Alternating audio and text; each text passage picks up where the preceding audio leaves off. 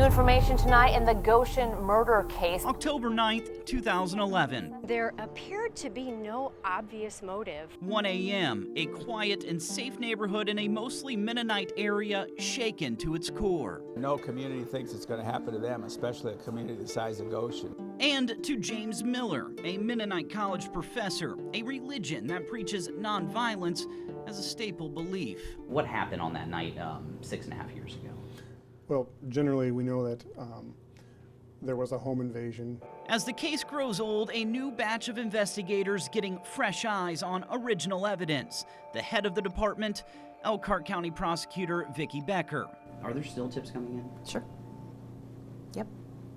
On a 6.5-year-old? Oh, yeah. Over the years, information has poured in from Goshen PD. I'm Lieutenant Cindy Kilgore for Crime Stoppers. To Crime Stoppers, where retired detective Cindy Kilgore highlighted the case. The victim, both of the victims, dabbled in nothing that would typically leave them exposed to be victims. Now, in the hands of the prosecuting attorney, detectives and lawyers are deciding how to move forward. How many tips have you had on this James Miller case? There have been hundreds of tips. Under Becker, Mark Daggy leads a group of detectives in investigating homicides, new and old. His unit is in a secure area on the second floor of the prosecutor's office. Inside, James Miller is top of mind. It's definitely a case that has not been forgotten. His team assumed the case in August of last year. That's when the Elkhart County Homicide Unit was created. That team inherited evidence and documents that have gone through multiple agencies already.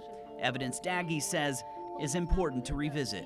As investigators are looking back, it was important for us to do the same. Police say someone beat and stabbed James Miller to death early Sunday morning. On that night in 2011, James Miller and his wife Linda were home. Neighbors reporting at the time that their children were away on a band trip. Around 1 a.m., a man attacked them in their home on Wildwood Court. Linda, injured, called 911. She survived, but spent days in the hospital. James' body was found near the mailbox in their front yard. Police at the time explaining there was a struggle in the home that ended outside. In the years since, Goshen Police has enlisted help from the Indiana State Police and federal agents, but as time has passed, so have names and faces involved in the case.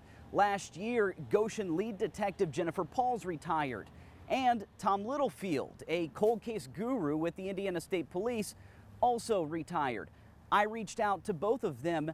Neither of them wished to go on record about this case. Anyone still with knowledge of the case at Goshen PD is also forbidden to speak about it, according to a memorandum of understanding between the city and the prosecutor's office.